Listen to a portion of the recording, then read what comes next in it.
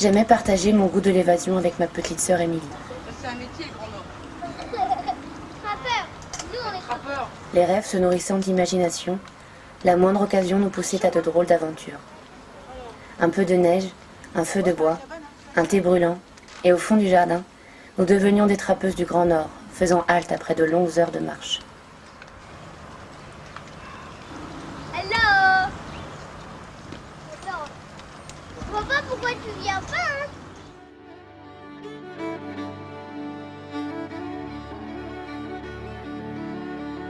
Et puis un jour, le rêve est devenu réalité. Nous étions très excités, mais pour nous, tout n'était encore qu'un jeu.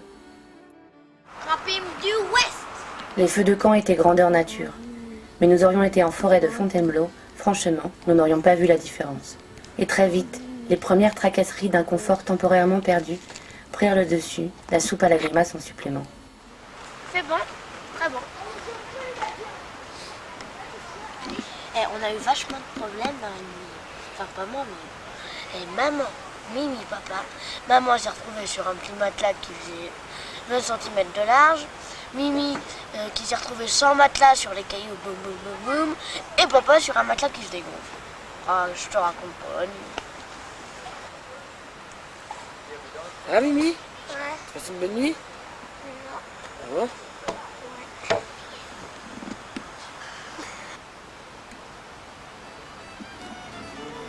Nous étions là pour une rencontre importante. Nous allions chez les Indiens. Mais nous devions réapprendre des choses simples. Alors, nous avons tout repris au début. Nous taire. Regarder. Agrandir notre regard. Être discrète. Grimper.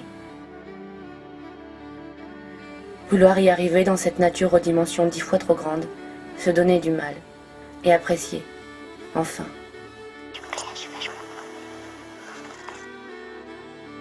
Émilie avait encore plus de mal que moi. Ses réveils étaient laborieux après des nuits si noires loin des villes. Elle ne s'habituait pas à un silence bien trop pesant et qui lui faisait peur. Pourtant, une fois en route, plus rien ni personne ne pouvait l'arrêter.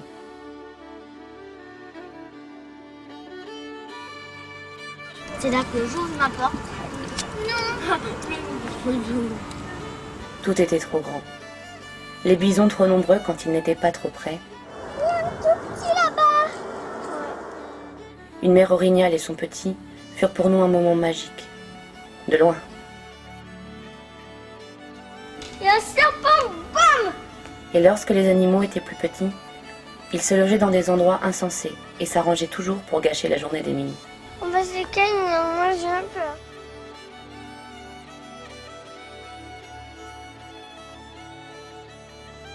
Plein de petits écureuils. Et il y en a 3 qui sont venus manger dans ma main. Et ils ont mangé du Mike. On finit par croiser 2 écureuils et 3 canards. Oui, par-dessus Alice. Et enfin le déclic. Au bout de 15 jours, nous voilà en confiance. Et puis, un magnifique orignal, un mâle, aperçu à 5 heures du matin. Nous savons ce qu'il faut faire maintenant. Se taire, s'approcher doucement, pénétrer calmement son territoire. Ne pas l'effrayer, le laisser libre d'apprécier la bonne distance entre nous et lui. Ne plus bouger, le regarder s'éloigner et attendre la rencontre.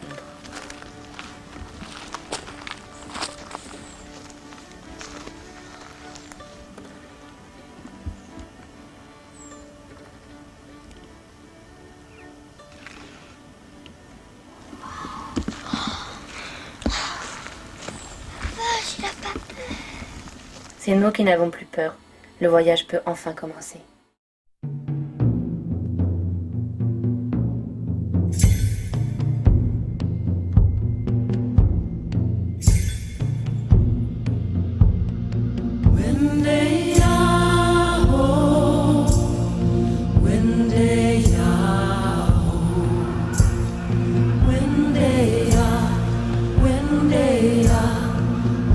Oh, oh, oh, eh, oh, eh, oh, yeah.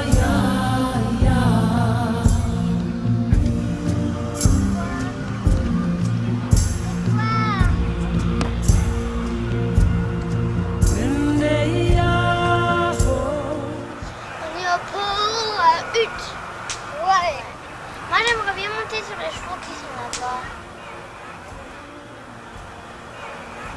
De manière, je sais pas demander. 4th of July powwow. It's good to see a lot of new. We have who consist on the business committee. Our chairperson, Miss Ruby Atwine. Council members, Ron Wapsott, Raymond Murray, Larry.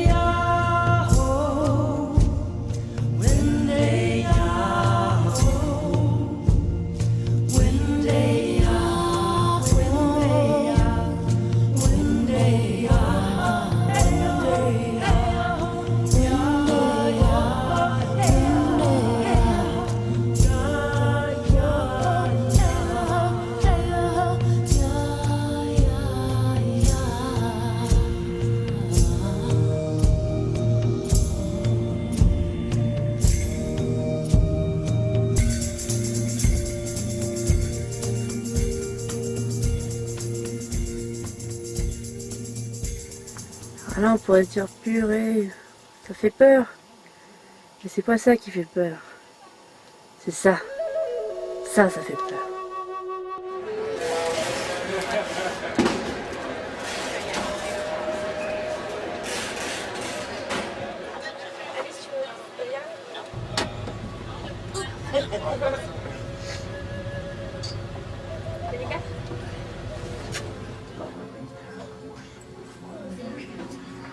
Ah ben, c'est ce qu'on a failli voir à...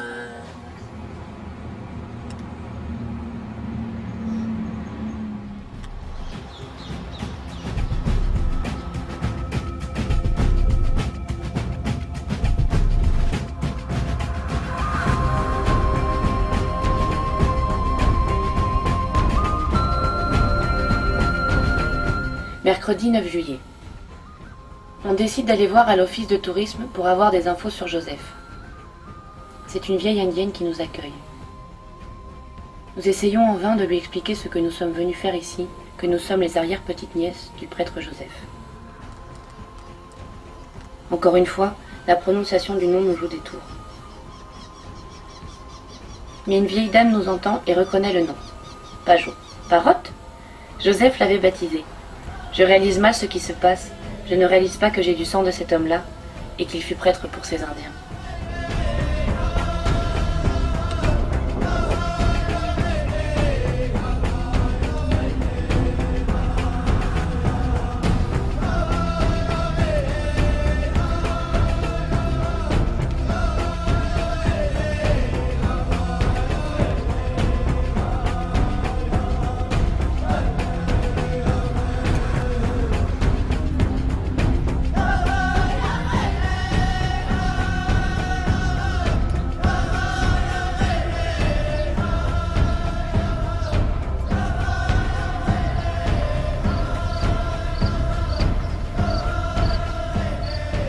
Moi, je suis assez fière d'avoir quelqu'un qui, en fait, a rendu certaines personnes heureuses.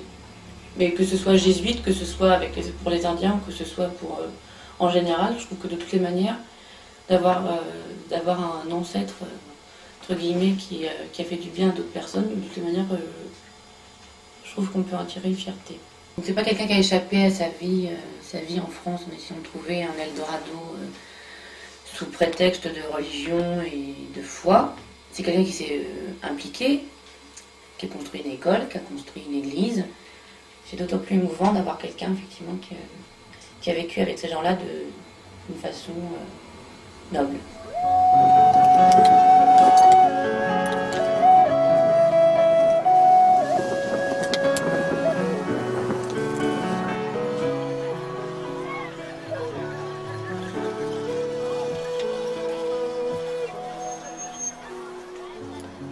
Vendredi 11 juillet.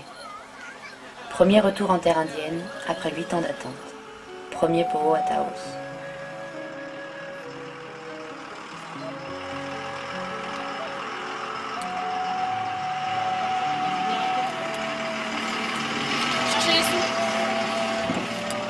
Nous installons notre tente au milieu de celle des Indiens, des tipis et des pick-up. Pas forcément à l'aise, mais simplement heureuse d'être là. Surpris que nous campions parmi eux, les Indiens nous observent, mais déjà, au bout de 3 jours, certains nous sourient.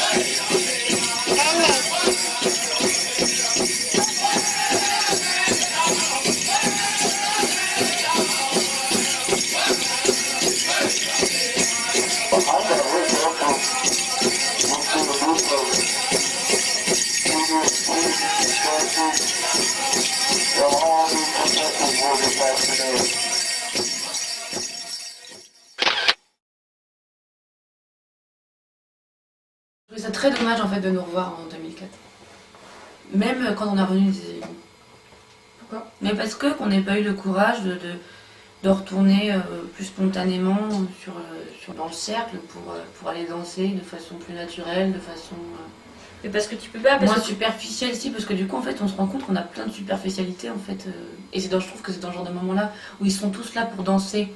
Ils dansent seuls, mais pour tout le monde. Ce que nous on sait pas faire, souvent on danse à deux pour les autres, on danse tout seul pour soi. Et du coup toi t'es là avec forcément ton lot de besoins de dégager une bonne image de toi, d'être belle, d'être en rythme, d'être gracieuse. Et au final je trouve que quand j'ai revu les images là, je trouve qu'on perd beaucoup de naturel et de profondeur, et du coup je crois qu'on a, en tout cas pour la danse, je trouve qu'on n'a pas vécu les moments, avec assez d'intensité. Heureusement que Birigel et Pascal étaient là, sinon moi je crois que j'y serais jamais allée. moi non plus j'y serais pas allée.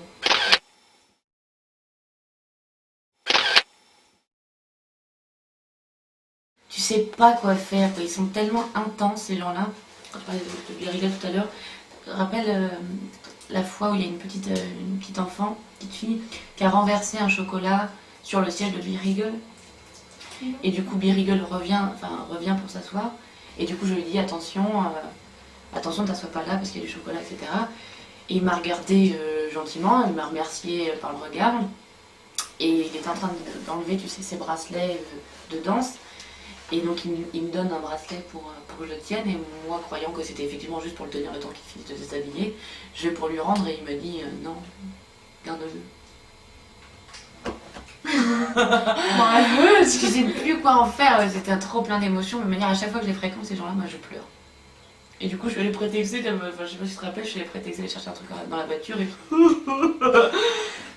puis ce qui est dingue, c'est qu'on. Je trouve ça encore dommage, quoi, qu'on ait forcément besoin d'une raison pour recevoir quelque chose. Et je sais toujours pas pourquoi est-ce qu'il me l'a offert, ce bracelet. En plus, quelque chose d'aussi sacré, quoi, c'est un bracelet qui lui sert à purifier et à assainir la terre avant que les autres dansent dessus. C'est énorme comme cadeau.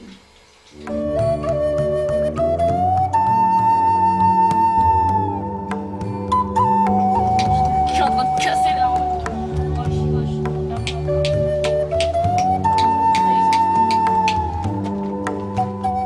Réveil à 4h30 du matin. C'est Mimi qui s'est réveillée la première. On s'est levé tôt pour pouvoir monter à Délicatarche, tôt ce matin, avant que le soleil ne cogne. Le lever de soleil sur Archpark est magnifique. C'est mieux encore qu'en photo. À un moment, un homme a joué de la flûte, comme ça, par poésie du son. On se sent vivre ici, on se sent être, et là aussi, je veux bien mourir.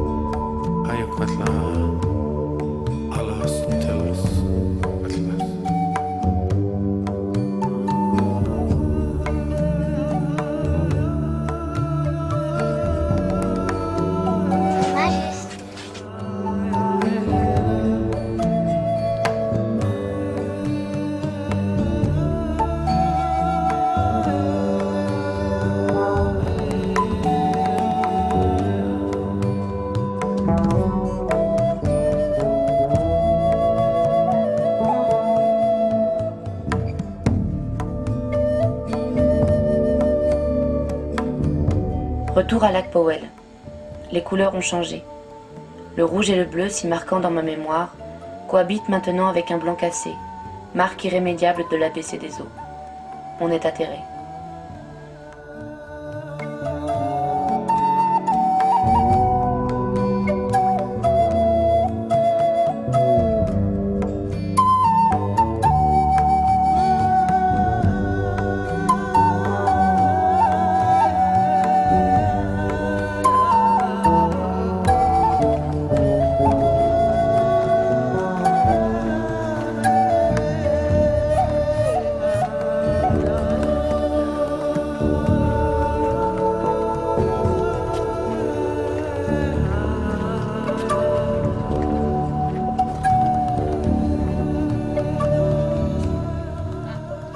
Et on arrive effectivement à Rainbow Bridge et c'est pas le même paysage. C'est-à-dire que t'as des arbres qui ont poussé de nulle part, t'as plus d'eau, quoi. T'as plus d'eau, t'as plus rien. T'as un pont, mais t'as plus d'eau. T'as plus d'eau et tout. Et d'ailleurs, tu le vois parce que c'est 2 km en montée. Et t'as un dénivelé énorme entre le Rainbow Bridge et puis l'endroit où nous on avait pu poser le bateau parce qu'il y avait plus que de l'eau ici, quoi. C'est que c'est pas un lac naturel, à la base c'est un canyon qui s'appelle le Glen Canyon. Et c'est la rivière du Colorado qui a été dérivée exprès. C'est que Page est une ville plantée au milieu du désert sur les réserves indiennes, avec un golfe vert comme le gazon européen, que tous les Indiens crèvent de flotte tout autour, et que c'est une industrie américaine, de blanche américaine, qui a construit ce lac, et ça aura duré 20 ans parce que le lac se vide de 5 cm par jour.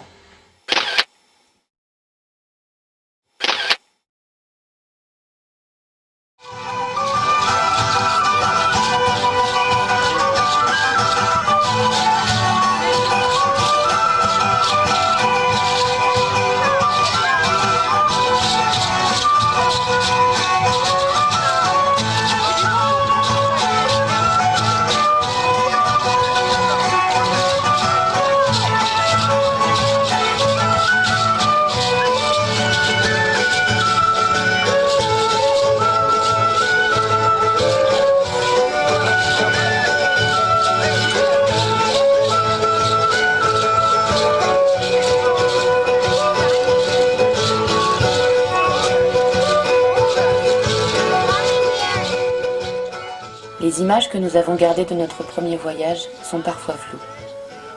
C'est la musique qui représente l'essentiel de nos souvenirs affectifs. Les battements de tambour qui résonnèrent pendant ces 2 mois accompagneront encore longtemps le rythme de nos cœurs.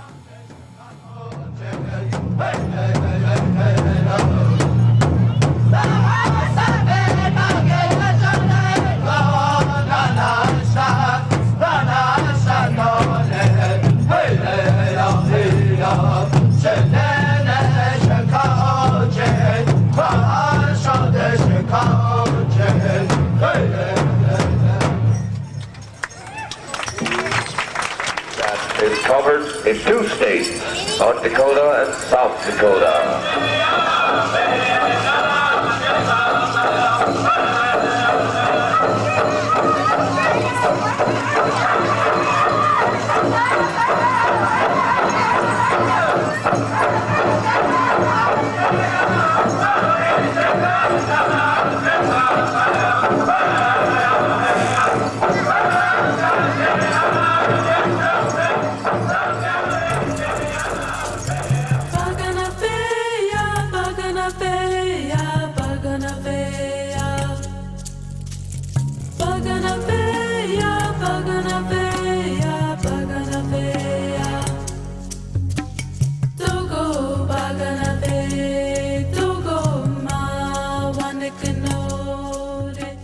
Le naturel nous poussait vers les autres, pour être avec eux et partager cette culture qui nous paraissait si lointaine, mais pas étrangère.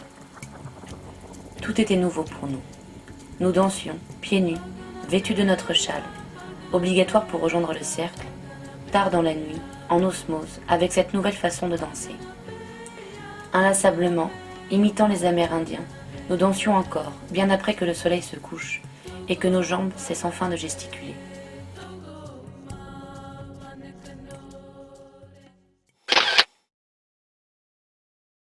Très rapidement, mais je pense que c'est parce que quand t'es petit, ça permet aussi ça de briser bien plus vite la frontière, entre guillemets, c'est de pouvoir aller directement et rentrer bien plus facilement avec les gens, hein. Enfin rentrer en contact avec les gens, ça c'est sûr. Hein. Oui. Et je pense que, pardon, excuse-moi. Non, vas-y. Et je pense que d'ailleurs c'est pour ça aussi que ce soit chez les Shoshone où on a été comme ça invité par un groupe de musiciens de musique latino à venir faire le rythme pendant 1 heure simplement apprendre un instrument et puis être avec eux toute heureuse d'être pas trop savoir ce qu'on fait là mais juste qu'on est juste bien contente.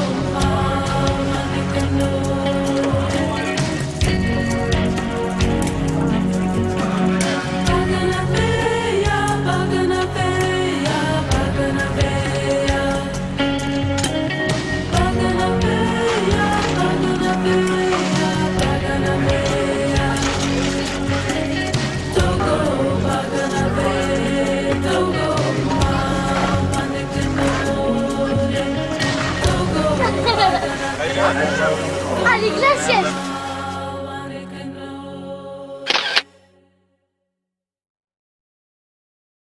Et c'est vrai que c'est en 96 qu'on a découvert aussi que dans d'autres parties du monde, bah, tous les enfants ne vivaient pas dans des maisons qui étaient grandes et puis qui avaient le confort auquel nous on était habitués.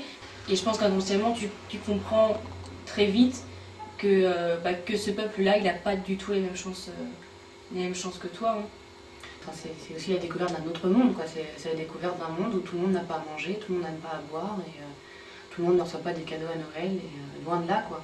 On discute avec un Indien qui nous explique qu'il n'a pas de quoi survivre et qu'il est obligé de vendre son tipi pour pouvoir manger.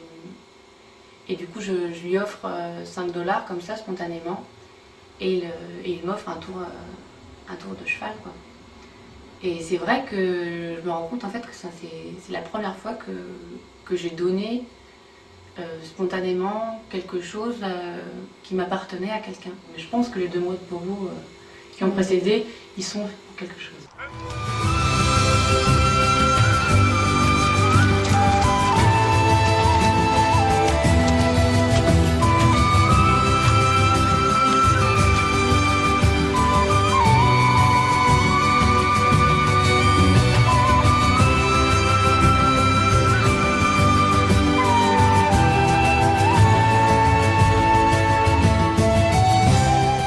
Nous avons ainsi parcouru 6 États, durant 2 longs mois, Shoshone, Ute, Crow et Lakota.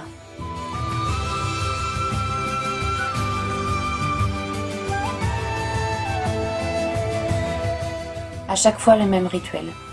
Après une grande entrée dont nous sentions la puissance sans véritablement la comprendre, les danseurs se disputaient de grâce et de beauté, dans des concours où chacun participait selon sa catégorie.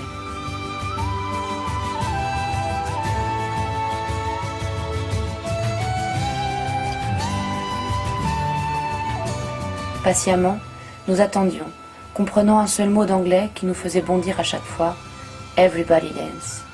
Nous courions alors rejoindre le cercle, essayant de nouvelles figures avec nos châles, que nous avions longuement étudiées sur les jeunes danseuses de nos âges. Émilie s'emberlificotait avec son châle quand ce n'était pas avec ses pieds, et toujours rattrapait le rythme. Enfin, les drums s'arrêtaient, le cercle se vidait, et nous comprenions alors qu'il fallait nous aussi le quitter.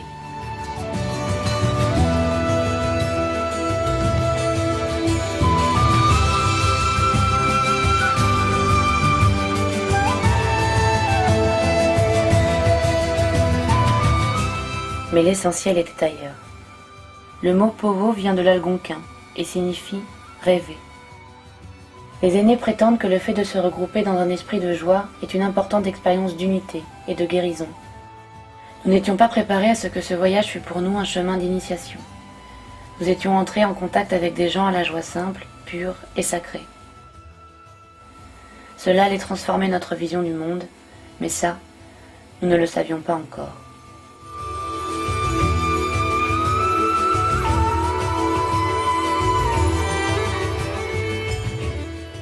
Papa et maman nous ont expliqué que, voilà, que les Blancs étaient arrivés en Amérique du Nord et qu'ils avaient imposé leur présence. Et donc j'ai appris qu'il y avait eu des tortures, qu'il y avait eu des massacres, qu'il y avait eu...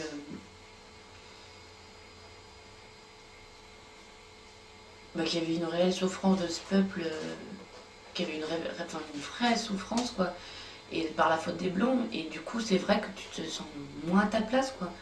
Tu te sens... coupable. Oui, exactement. Tu te sens coupable.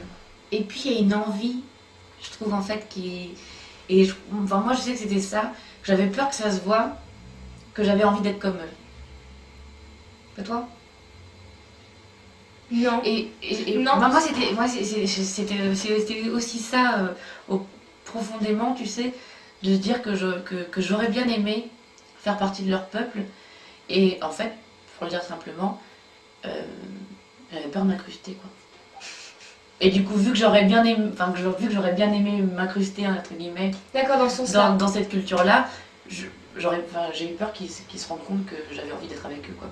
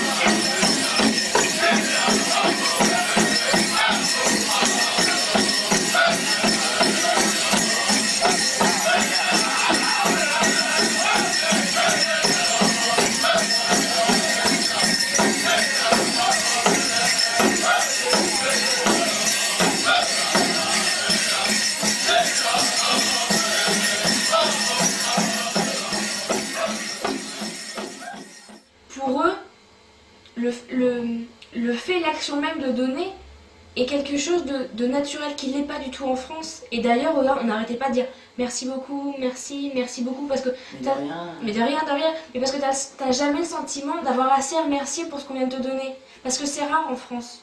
Je dis pas qu'on est une grosse société de radins, c'est pas ça. Mais simplement parce que le fait que pour Everybody Dance, ce soit une invitation à ce que tout le monde, on t'offre le fait de viens partager ça avec nous, c'est quelque chose, un cadeau qu'on est, mine de rien, peu habitué à recevoir. Et qu'on sait pas quoi en faire. Et pas capable de recevoir. Ils sont très très forts ces gens-là parce que c'est vrai que c'est un peuple qui vit des choses pas faciles encore aujourd'hui. Et c'est des gens que tu sens pas du tout tristes. Leur façon d'avoir toujours la tête levée face aux problèmes. On le voit sur les danses, ils ont toujours la tête levée, le visage vers le ciel. Et ça c'est vrai que quand on grandit, on se rend compte de ça, que c'est important de garder la tête droite et au-dessus de l'eau pour pas se laisser tomber dans la facilité de rester dans ses problèmes. Et ça, ça je pense que c'est eux qui m'ont apporté.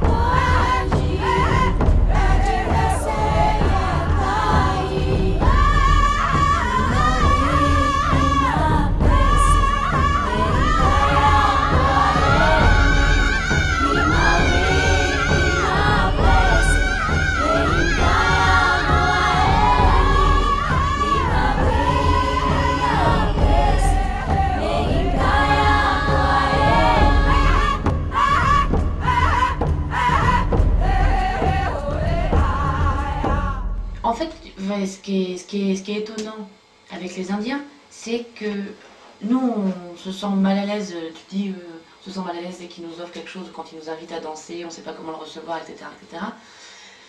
Et en même temps, on est mal habitué, parce que je trouve qu'en tout cas en France, tous les rapports humains doivent aller très vite. Et regarde le temps que ça a pris ça a pris 4 poros. Les Indiens nous reconnaissaient sur les poros, ils avaient des sourires, ils avaient des regards amusés et contents. Et au final, on s'est lié d'amitié avec Yaoutlo, donc le groupe de drums. Mais parce que c'est vrai qu'ils nous apprennent à donner. C'est vrai qu'une relation, ça se crée quand chacun donne à l'autre. Et du coup, voilà, je crois qu'ils étaient profondément contents qu'on s'intéresse à eux. Je pense aussi que c'est ça, quoi, qu'ils ont, à mon avis, un grand complexe de méconnaissance, quoi. Et je pense que c'est... Ouais, en tout cas, ils sont contents qu'on vienne les voir aussi, quoi. Pas forcément qu'on s'intéresse à eux. Qu'on s'intéresse bien et sainement à eux. Voilà, c'est ça, qu'on s'intéresse sainement à eux.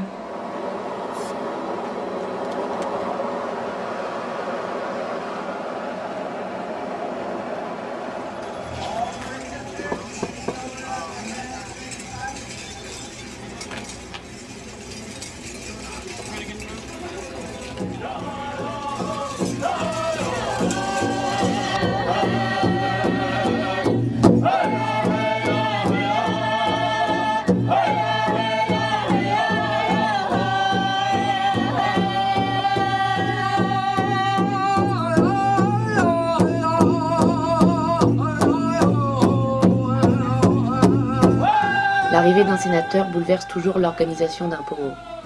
FBI, télévision, presse, radio. L'intérêt est de circonstance.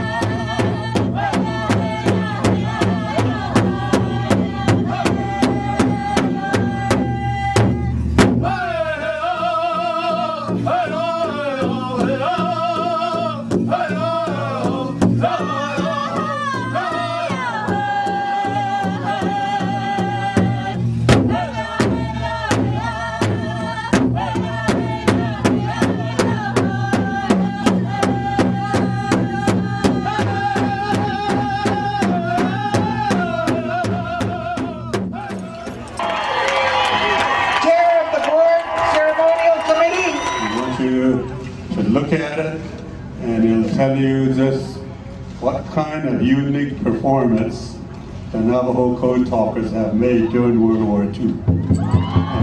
Oh, Goshla, we ask you at this time that you bless my sister here, as she has come a long ways from the east for the sunrise.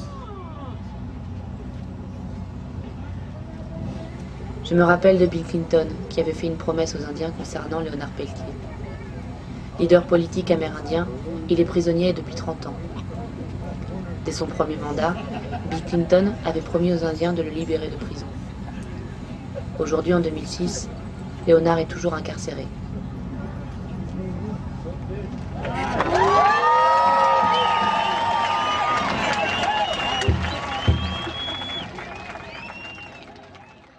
Enfin, qu'on entend forcément les préjugés sur les Indiens qui ont la main lourde sur la boisson et puis qui se battent, etc., etc. Et c'est vrai que nous, on se baladait sur les pots que ce soit à San Felipe, que ce soit à Dulce, avec un naturel et puis une confiance. Enfin, on se sentait vraiment en sécurité là-bas sans aucun souci. Du coup, c'est d'autant plus difficile de revenir et d'entendre ces personnes avec ces préjugés-là parce qu'on les a jamais eus, et d'autant plus quand tu sais que c'est pas comme ça là-bas.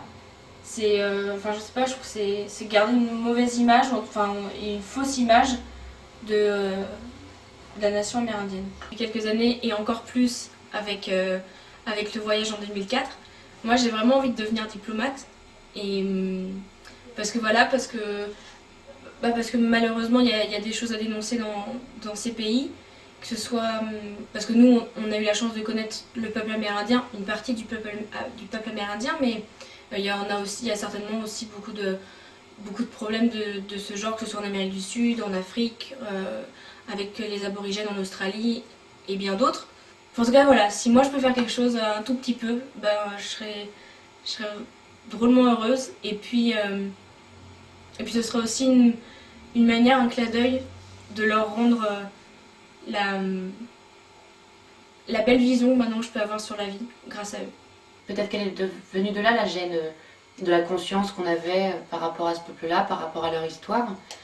Et même si je me sentais très à ma place, même si je me sentais très à l'aise encore en 2004, il y a, c'est vrai, une conscience morale et puis une confrontation à la réalité qui était brutale.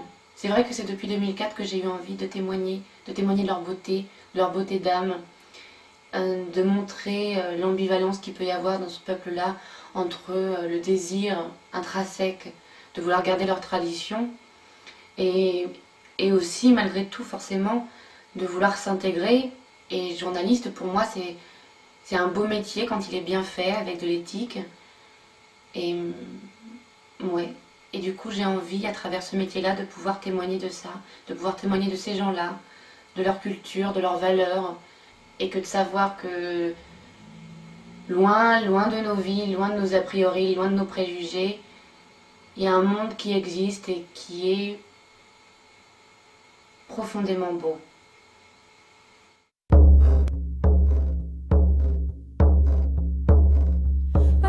To our elders who teach us of our creation and our past, so we may preserve Mother Earth for ancestors yet to come, we are the land. This is dedicated to our relatives before us, thousands of years ago, and to the 150 million who were exterminated across the Western Hemisphere in the first 400 years' time, starting in 1492. To those who have kept their homelands, and to the nations extinct due to mass slaughter, slavery, deportation, and disease unknown to them, and to the ones who are subjected to the same treatment today. To the ones who survived the relocations and the ones who died along the way. To those who carried on traditions and lived strong among their people. To those who left their communities by force or by choice and through generations no longer know who they are. To those who search and never find, to those that turn away the so-called non-accepted, to those that bring us together, and to those living outside keeping touch, the voice for many. To those that make it back to live and fight the struggles of their people, to those that give up and those who do not care, to those who abuse themselves and others, and those who revive again, to those who are physically, mentally, or spiritually incapable by accident or by birth. To those who seek strength in our spirituality and ways of life, and those who exploit it, even our own. To those who fall for the lies and join the dividing lines that keep us fighting amongst each other.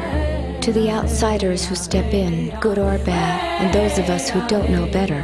To the leaders and prisoners of war, politics, crime, race, and religion, innocent or guilty.